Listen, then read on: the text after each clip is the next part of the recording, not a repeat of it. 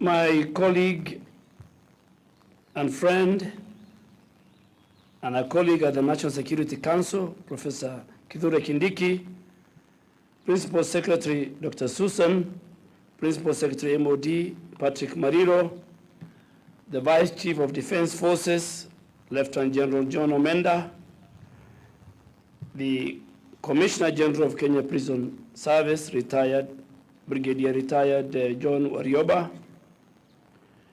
general officers present, including the Deputy Head of the KDF Health Sector, Brigadier Odhiambo,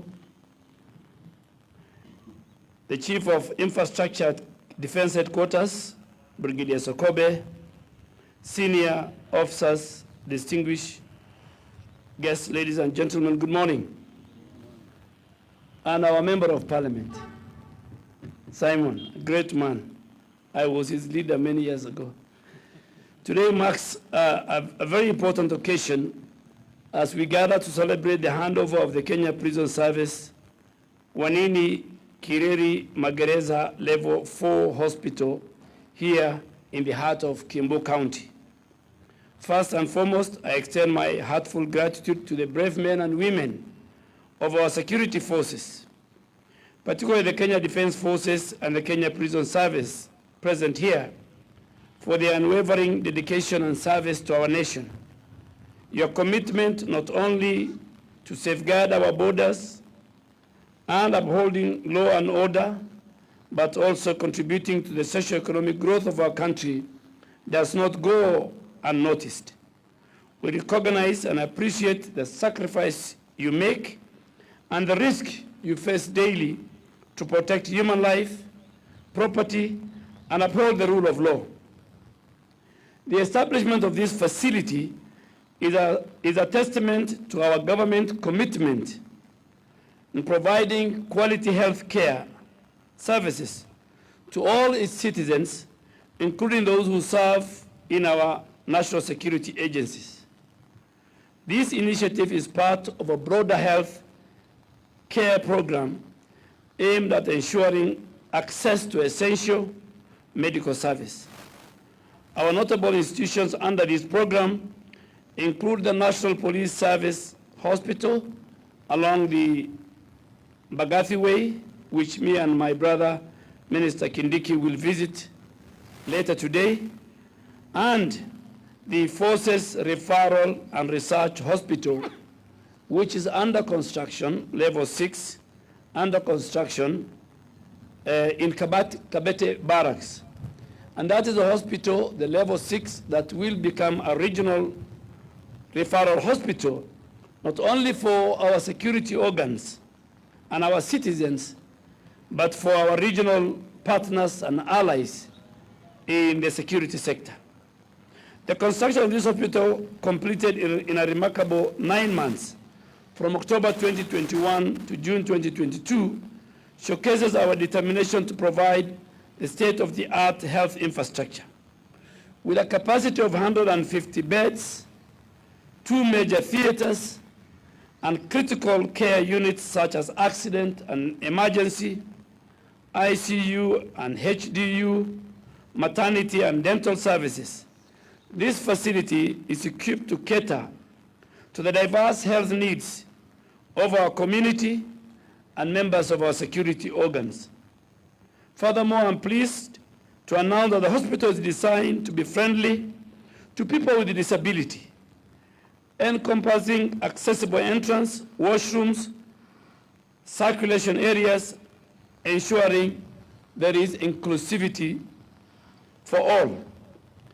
In our journey towards progress, the importance of quality and affordable health care cannot be overstated. A healthy population is not only essential for individual well-being, but also for economic prosperity. The lessons we learned from our experiences, including the challenges posed by COVID-19 pandemic, underscores the need for robust welfare facilities to support our service personnel, their families and veterans at a time when they are defending the safety and security of our citizens and making sure that our country is safe, secure and stable. Indeed, the welfare and the morale of our security forces are paramount in enabling them to fulfill their duties effectively. At the Defense Headquarters and at the National Security Organ personnel, myself and Professor Kindiki, under the guidance of the Chairman of the National Security Council and the Commander-in-Chief of the Kenya Defense Forces, we are focused to make sure, as our men and women spent a lot of their time in defending our country, in making sure the rule of law is maintained, our borders, both interior and outside our borders, are secure. We will make a deliberate effort to make sure that there is a robust housing program for their families and themselves. There is a robust health care for them and their families.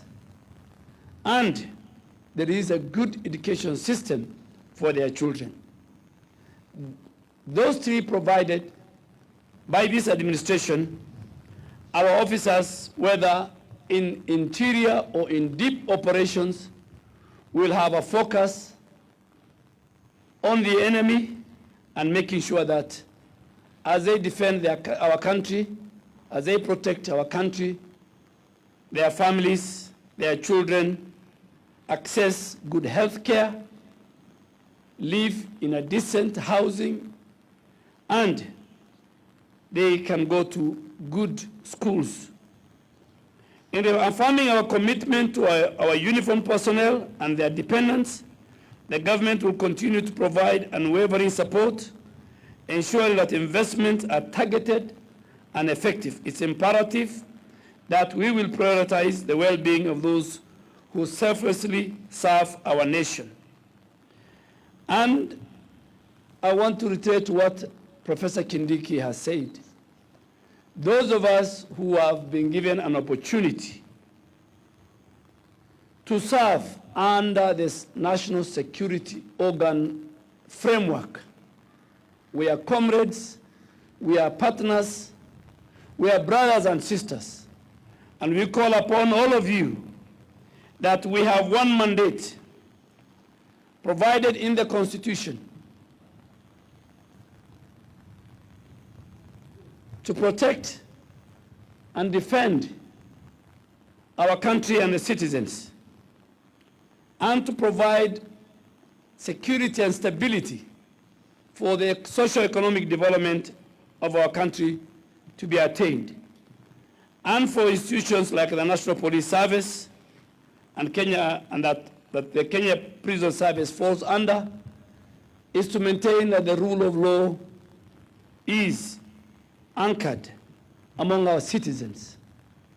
So we want to ask each and every member of the security organs, the Kenya Defense Forces, the National Intelligence Service, and the National Police Service, those three organs, and the many, many other formations that are below them, that at all times let our focus be that of comradeship, be that of uniting our country and defending the citizens and their property and the sovereignty and territorial integrity of our nation, and work together when we are called upon to offer civil duty during the times of disaster, during the time of floods.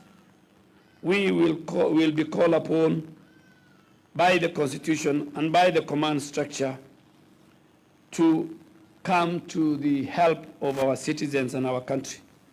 In conclusion, I would like to express my appreciation to my very, very colleague and brother, the Cabinet Secretary for Interior, for his invaluable collaboration in bringing this project to fruition. Please, we have regional and level 4 hospital of Kenya Defense Forces across our bases, from Isiolo to Eldoret to Mombasa to Manda Bay in Lamu to Mariakani to Kahawa here to our referral Moi Forces facility along Bagathi, we will at all time provide those facilities to all members of our national security agencies.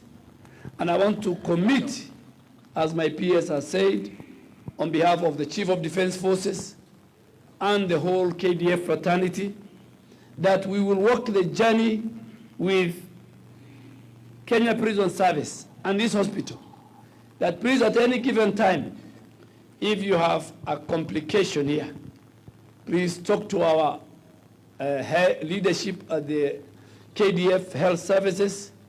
We have a pool of experienced doctors and surgeons and consultants. Please, this will be an annex of the KDF facility.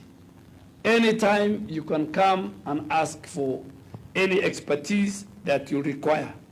You can come to Kenya Defense Forces Medical Training College, where you can train your nurses, your specialist nurses.